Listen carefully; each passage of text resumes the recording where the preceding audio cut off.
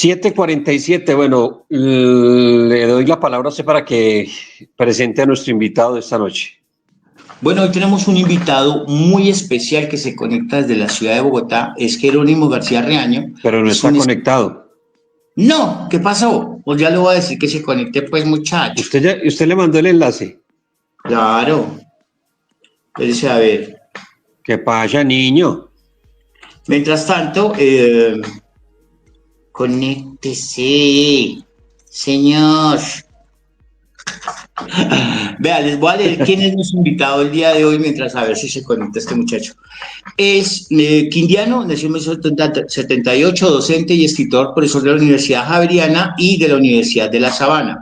Autor del libro Cuentos del Corazón de Araña Negra en el 2017, la novela El Día de los Goles en el 2018, La Noche de los Forasteros en el 2021 y el libro Cuentos de Geometría del Engaño en el 2025, que hace 8 días, digamos, fue la presentación.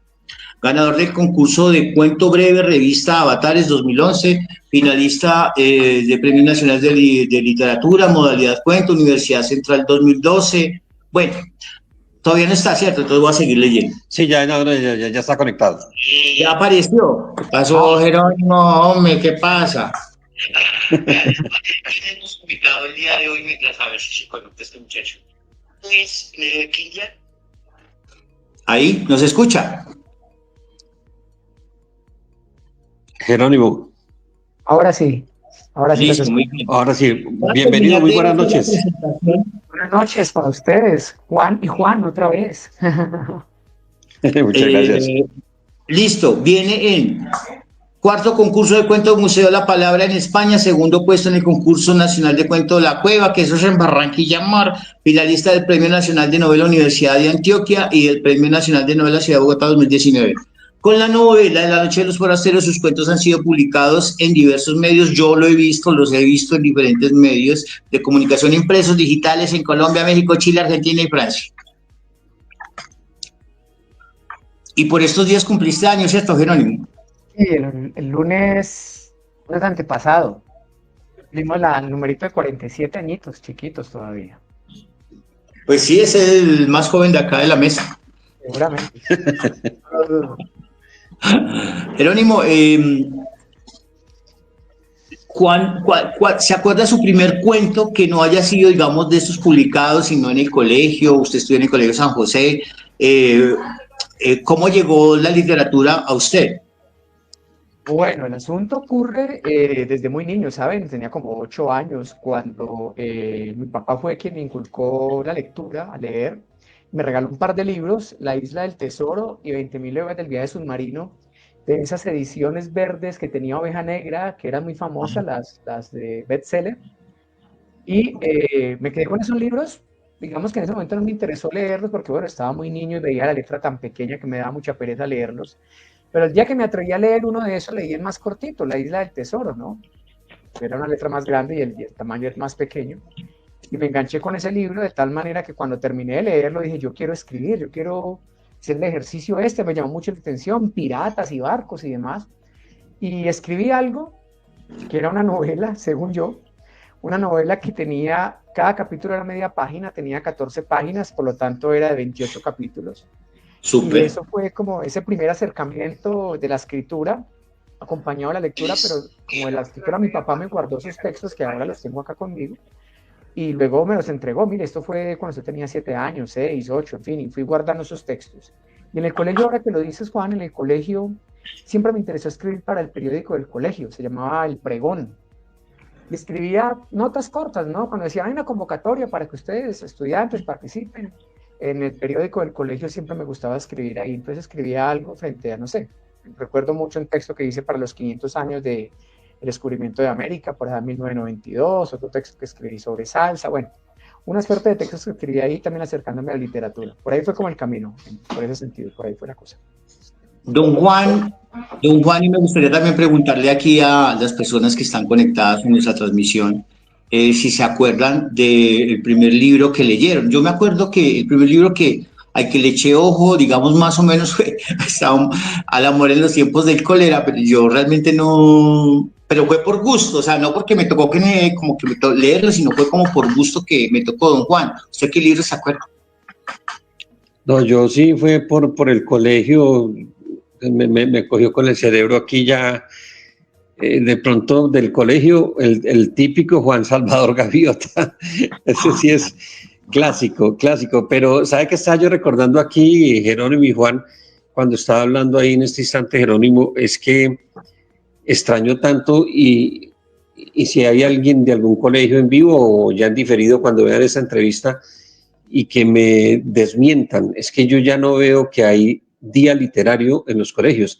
El colegio mío, el colegio Robledo en Calarcá, como había un día deportivo, había un día literario y cuando Jerónimo menciona el tema del periódico mural, pues es como muy yo hacía mucha cosa en el colegio, escribía también, esa vena periodística ahí seguramente ya activa, pero hoy en día yo no veo que suspendan labores para un día literario. O sea, a mí me parece que estamos en un entorno bastante complejo para fomentar la cultura y para de pronto activar ese chip de los nuevos escritores. Jerónimo, usted que es profe también, ¿cómo le va? Porque, por ejemplo, digamos, nosotros, pues, don Juan, en mi persona, hemos tenido en ciertos momentos la posibilidad de dar clases a diferentes grupos también. ¿Usted cómo le va? Porque pues, usted trabaja en universidades y seguramente habrá la cátedra que usted da, la gente busca la lectura, pero ¿cómo le va con esta generación? ¿Cómo leen, no leen? ¿Cómo lo siente usted?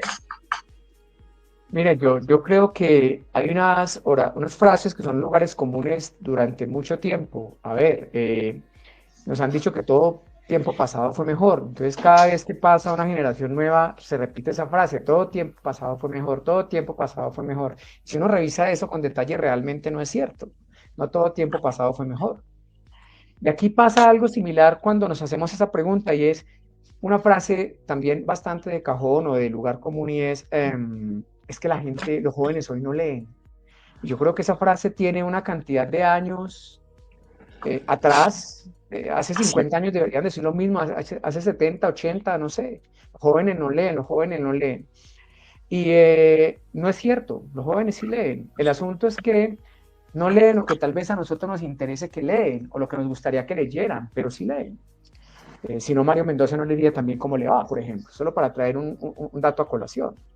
Y con mis estudiantes me doy cuenta que hay lecturas que hacen, digamos, llevan su libro en clase y dejan su libro y están en clase, pero yo veo cuando, digamos, paso por sus puestos y veo un libro literario o no, perdón, de ficción o no ficción, pero están leyendo. Entonces yo creo que sí existe esa opción de lectura, no solamente en lo físico, sino en lo digital, y sí leen.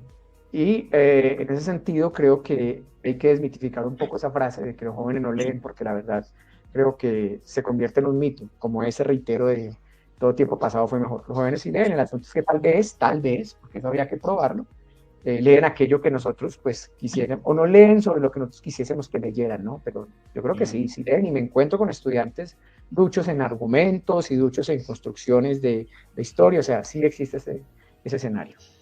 Pero Jerónimo, entonces, están leyendo el libro físico.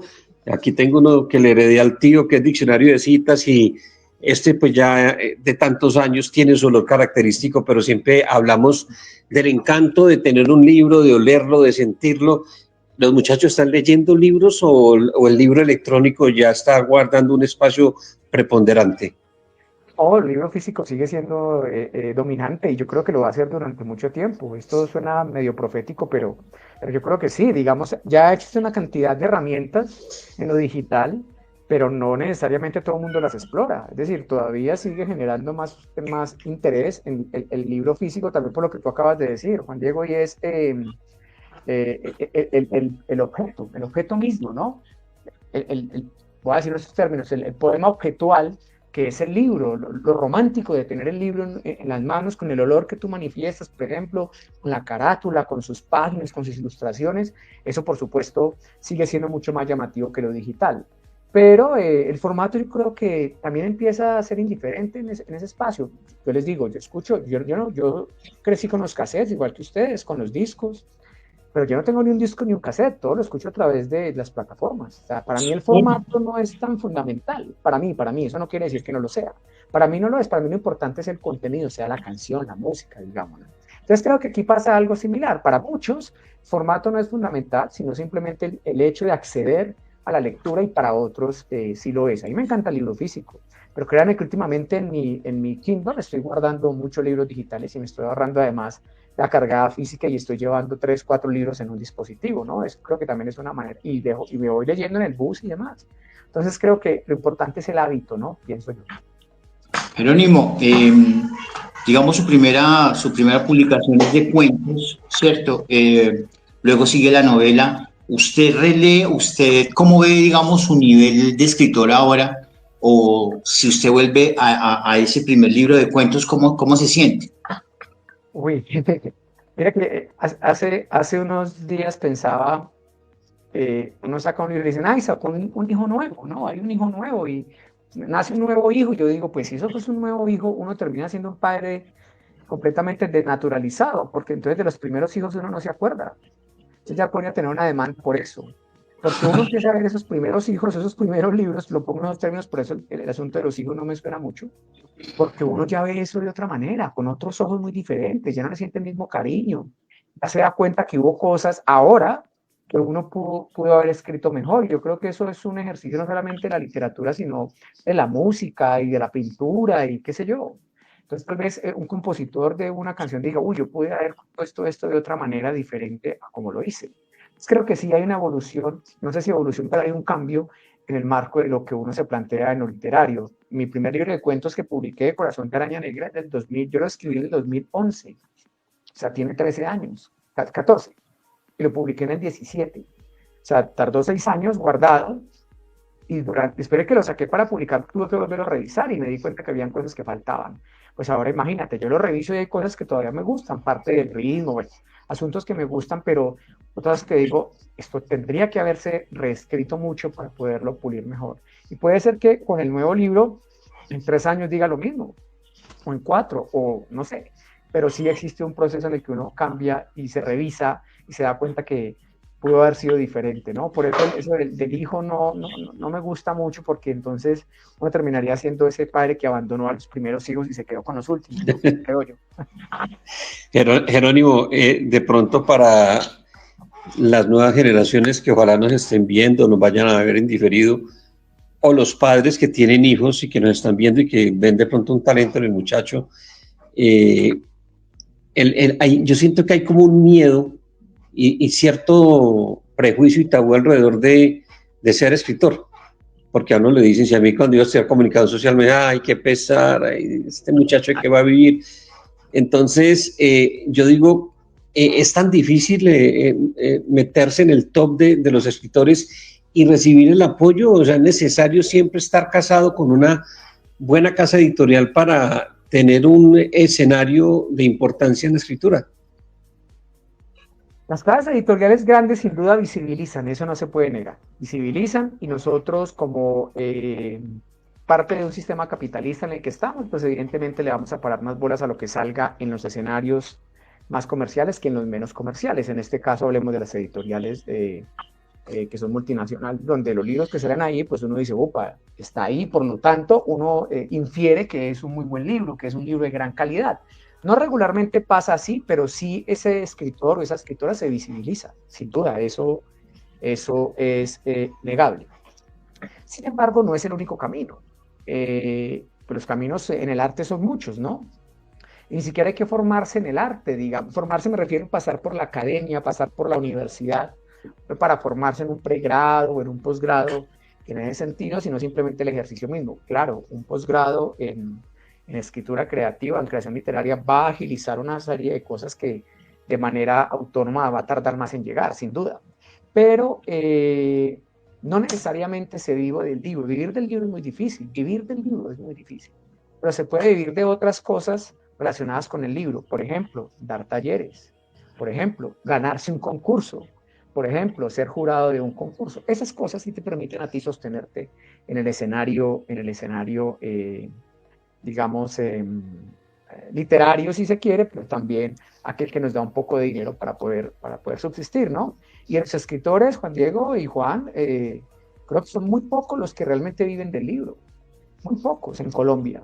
Mis amigos escritores y escritoras hacemos otros oficios, por amor también al oficio mismo, pero porque la escritura per se se vuelve una pulsión, pero no una forma de vivir, en el sentido pues de una calidad de vida, de unas condiciones definidas de vida, no. Otras cosas sí lo hacen, pero el libro per se, el libro en su esencia, la venta del libro, no es posible. Es un asunto de pulsión. Y la docencia para mí es otra de mis pasiones. Por eso también soy docente y eso es lo que de alguna manera pues me permite vivir en esta ciudad, en la comunidad en la que estoy y demás, ¿no? Es más por ahí, por ese lado. Jerónimo, usted sí fue, digamos, hace 20 años o más de acá, pero ¿qué tanto de Quindío queda en sus libros? O sea, que pues usted creció acá y a veces seguramente uno en los primeros cuentos, libros, está refiriendo como esa ciudad que caminó, que habitó, donde vivió sus primeras cosas, pero ¿qué tanto queda de Quindío ahí en este nuevo libro, por ejemplo? Pero un momentico, Jerónimo, antes de que conteste, porque es que el pez que fuma me quitó la pregunta, que usted ya en cierto modo había dado una respuesta muy interesante cuando habla de los primeros hijos. El escritor con el tiempo obviamente crece, madura, ese estilo se va moviendo, tiene alguna transformación, cambio, y qué tanto influye el entorno, como lo dice el pez, o sea, ese Quindío que usted salió a la Bogotá grande, selva de cemento que en la que pues conocemos y usted vive en estos momentos, todo eso genera ese, como esa transformación, ese cambio en la esencia del escritor. Sí, entonces empiezo por Juan Diego y retomo la pregunta del pez ahora. Sí es importante pensarse entonces en el escenario y en la evolución de la escritura. Claro, uno mira ahora con un poco más de distancia lo que se escribe y uno sí siente que sin duda las posibilidades de cambio y de sostenerse en la escritura deben ser diferentes, no pueden ser las mismas porque no va a pasar una evolución. Hay cambios de estilo, claro. Hay cambios de creación de argumentos, de construcción de una trama. Eso existe y hay cambios ahí. Y es importante por una cosa, Juan Diego, creo yo, hay autores y autoras que encuentran una fórmula, la fórmula para vender libros. Y no está mal, ojo, no es un juicio de valor frente a eso. Entonces hay alguien que escribe una serie de libros de la misma manera y económicamente se sostiene y su reconocimiento también aparece ahí. Pero yo creo, y es una postura también muy de lo que ha ocurrido un poco con el arte y con los amigos que me acompañan en este arte, es que uno tiene que apuntar por eso, y crear arte implica generar cambios, buscar otras formas de decir, otras formas de contar, otras maneras, no innovadoras, porque aquí el asunto es que no vamos a innovar, es que me voy a crear una nueva forma de contar, no, tal vez eso no existe, eso realmente está, pues muchas personas escriben y se inventan formas todo el tiempo, entonces decir yo innové en esto, eso se lo dejamos a Cortázar con Rayuela, por ejemplo, pero innovar realmente en la literatura es muy difícil, sobre todo en esos tiempos contemporáneos donde no hay, siento yo, un libro o un autor o una literatura que se sostenga en el tiempo como se sostuvo hace 60 años, Cortázar, Gabo, Clarice Lispector o cualquier otro de estos autores. No, eso ya no existe, digamos. Creo yo, esta es mi postura, por supuesto, eso está abierto a debate, pero es cierto que eso ocurre. Entonces la exploración artística sí permite que uno diga, bueno, este libro lo escribí de esta manera, este lo voy a meter sus elementos, yo lo hago así porque mi apuesta es estética, y quiero que sea así. Y frente a la pregunta del pez, del Quindío, sí, el Quindío está conmigo en Geometría del Engaño, en mi nuevo libro hay unos cuentos relacionados con el Quindío, pero hay una novela, El Día de los Dos Goles, que se la dedico al barrio de Los Álamos, que fue donde yo crecí, ahí cerca, en un barrio, en un parque llamado el Parque Lavachué, que realmente creo que pertenece más al barrio Granada, pero eso era ahí pegado y ahí ocurre una historia que decidí contar a través de la novela. Y existen todavía algunos elementos en ese Parque Lavachué que hacen parte de la novela. Hay cuentos donde yo me imagino la Plaza de Bolívar de Armenia. Entonces, claro, el Quindío está ahí, es imposible no contarlo, además porque toda historia necesita un lugar, así no se nombre, así no se diga el lugar. Hay un cuento que para mí ocurre en Finlandia, pero quien lo lee dice, uy, yo me imaginé Villa de Leyva, yo me imaginé Barichara, cualquier otro pueblo diferente con el que yo la escribí, que eso también hace parte un poco de la intención con la que uno escribe. Pero siguiendo un poco la pregunta, Juan, sí, el Quindío está ahí, Quindío está ahí y pues es la tierra. Yo llevo aquí 22 años, yo a Bogotá la amo muchísimo porque me ha dado muchas cosas, pero pues el Quindío sigue siendo la esencia de lo que yo viví, conocí, lo que compartí con mis amigos, con mi familia, entonces ahí seguramente todavía hay mucho, mucho por contar. El Muy Quindío es bien, sueño. Juan Carlos, déjeme, yo priorizo aquí con nuestros seguidores, por favor, porque hay dos inquietudes. Voy en orden primero, no, voy a empezar con las damas primero. Ingrid Rodríguez hace un aporte muy bonito. En los colegios sí se fomenta la lectura, entre otras formas, a través del plan lector como parte del currículum. A propósito, en el Colegio Camilo Torres de Armenia se está trabajando con los grupos de noveno el libro El Día de los Dos Goles, del invitado y gran escritor Jerónimo García Riaño. Muchas Qué gracias chido. por ello. Bueno, lo sabía, ¿ve? ¡Qué sorpresa! Para Súper que bien, vea. muchas gracias. Eso no lo sabía. Además, porque el libro de Qué alguna manera, interesante. claro, y el libro de alguna manera ¿Y sí, cuál es el Día de los Dos Goles, Jerónimo? es la novela que les contaba que ocurre. Bueno, ¿cuál es el día? Ok. El día de los dos goles es aquel partido que se jugó en Italia 90 entre Colombia y Alemania, que quedaron Ah, 1-1. Y ese Esa es una día, pues, novela del 2018. salió en el 2018, la escribí en el 2012 y salió al año siguiente el libro de cuentos 2018. Y la historia es una historia juvenil de unos niños. La historia ronda de unos jóvenes, chicos 12, 13 años, que están apenas conociendo el amor y se van a encontrar con el desamor, pero ronda alrededor del partido, alrededor de ese partido entre Colombia y Alemania y del Mundial en general. Entonces creo que es una novela que ha sido luego como profesora Ingrid cuenta un poco frente al uso de la novela en un colegio, pero ha sido también utilizada en otros colegios, inclusive en Risaralda, acá en Bogotá, en algunas regiones de Cundinamarca. El libro, por su tinte juvenil, ha sido utilizado dentro de varios espacios académicos, ¿no? bueno, y tenemos otra inquietud de Diego Alexander Galicia, que se la hace más al profesor, ¿no? Ahora con la inteligencia artificial, que hasta el resumen de los libros hacen, ¿cómo están haciendo ustedes los docentes? Esa es una discusión que a mí no me preocupa. Es decir, ¿a qué voy? La IA hace parte de nuestra vida. La IA, las universidades están entendiendo que la inteligencia artificial debe ser parte de la formación de los estudiantes.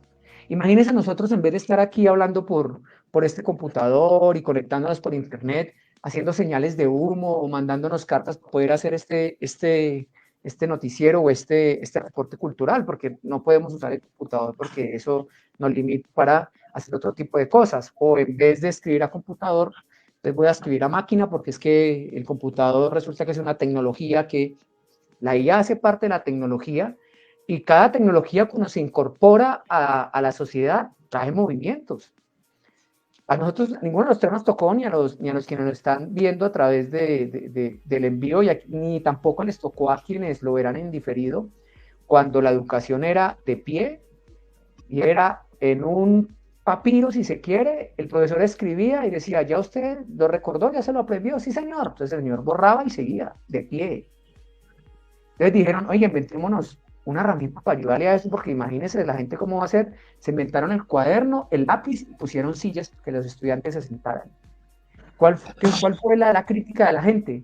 No, esta gente no va a aprender más. Mejor dicho, les van a facilitar la vida, ya no la memoria se les va a ir a la PM porque resulta que ya hay un cuaderno y un lápiz. Entonces acá es igual. Entonces yo creo que, me extendí, pero regreso, hay que Sí. aprender a usar la IA. Yo a mis estudiantes les digo, usen la IA, pero úsenla bien, en función de que yo tengo el criterio para usarla.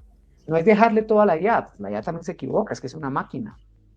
Pero no, yo tengo el criterio para decirle a la IA qué necesita, y ahí entonces la pongo a funcionar. Y me ha funcionado con mis estudiantes. Entonces creo que es un asunto de entendernos con la nueva herramienta, no de hacerle choque ni decir, muestra, no sé qué escribió, voy a buscar en un detector de IA. No, a mí particularmente me parece un desgaste, no voy por ahí. Entonces un poco para darle respuesta a esa buena pregunta de quien la hice en Hay ese una momento. frase que dice que la única constante es el cambio y estamos siendo partes de eso. O sea, lo único. Correcto.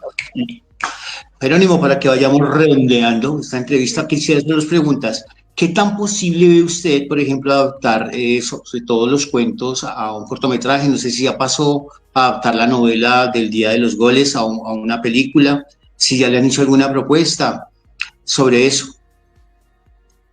Sí es posible porque, bueno, digamos que varias personas ya han dado como una mirada a otros textos y es posible por digamos, la forma en que se crean imágenes con los textos que escribo.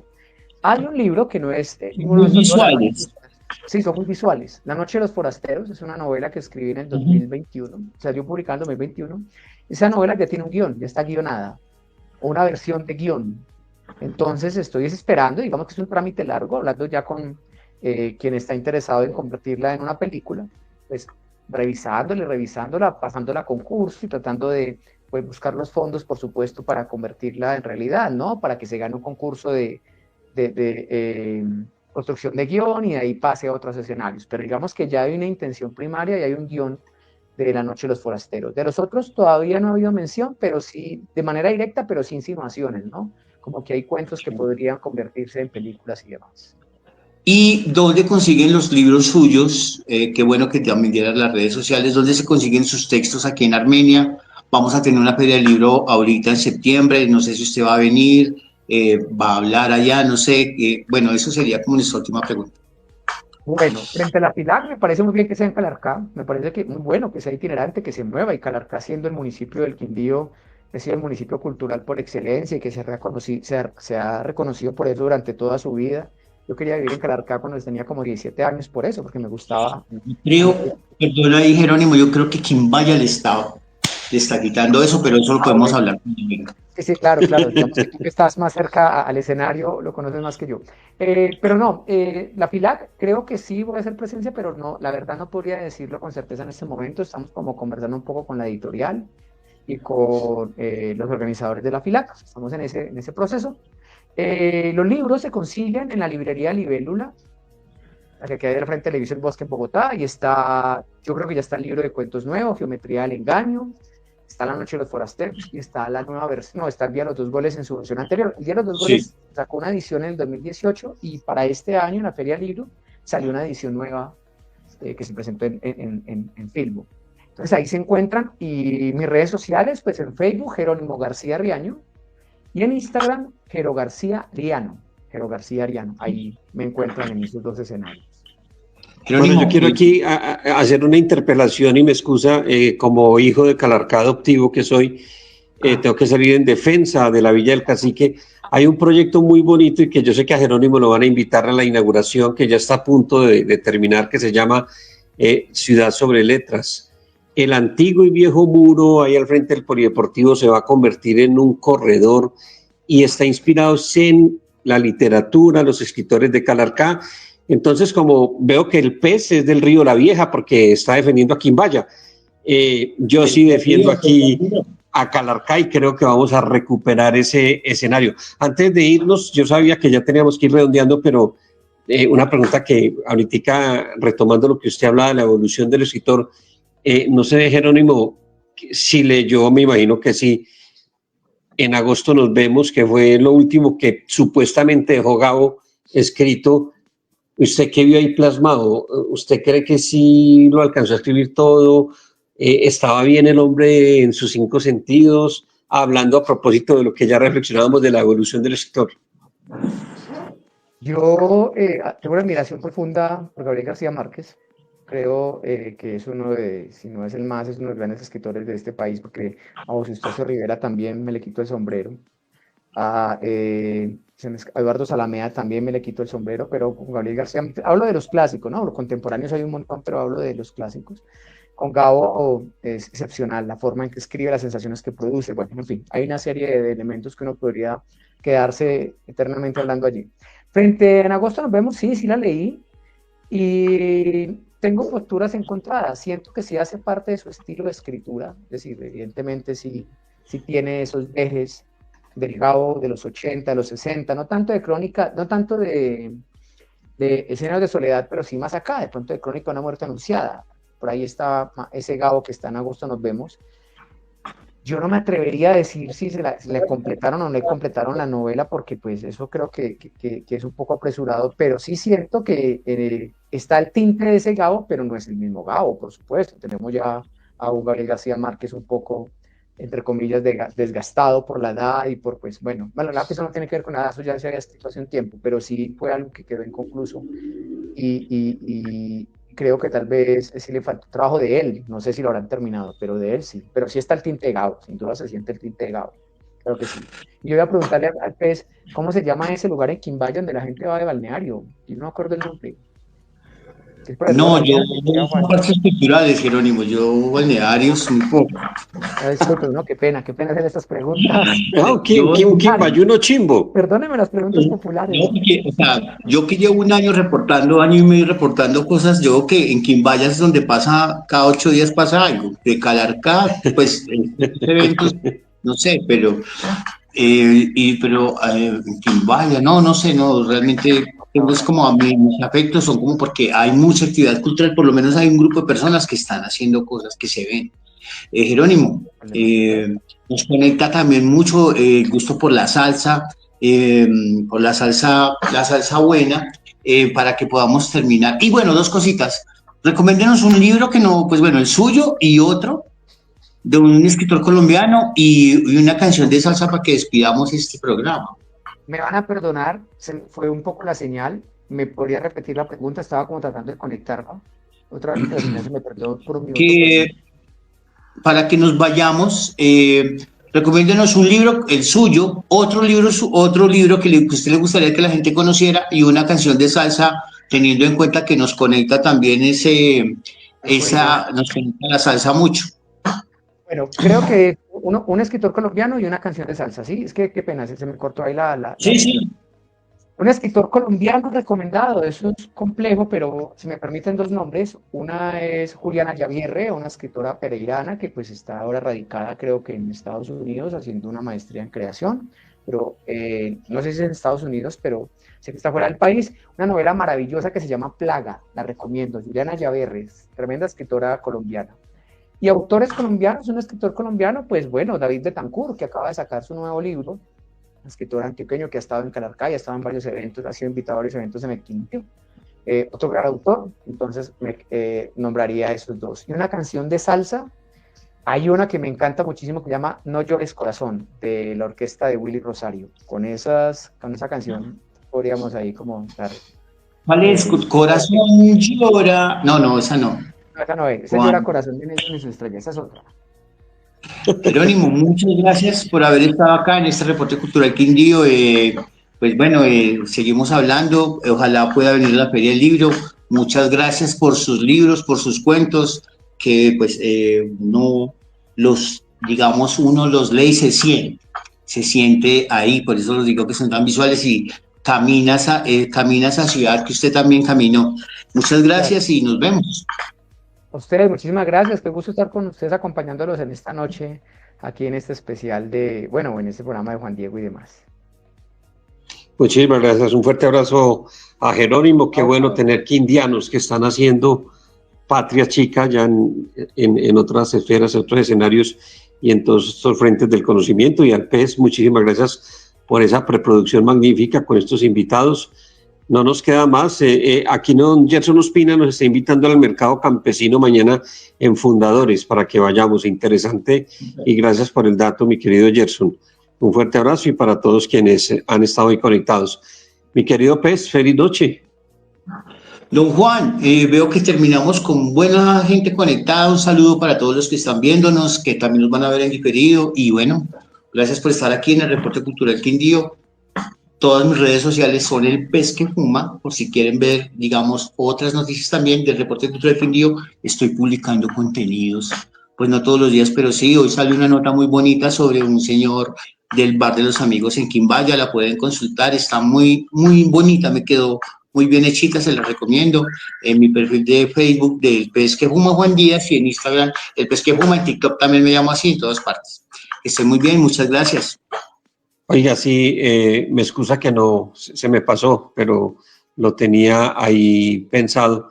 Muy bonita la nota y me alegra mucho verlo con esos contenidos y por ahí es el camino también. O sea, de verdad que muy buen ejercicio, mi querido Pez. Muchas gracias. No pensé que Nos lo viera, vemos no pensé que lo siguiera. en el reporte cultural el próximo jueves. Un fuerte abrazo para usted y para todos nuestros seguidores. Gracias. Feliz noche.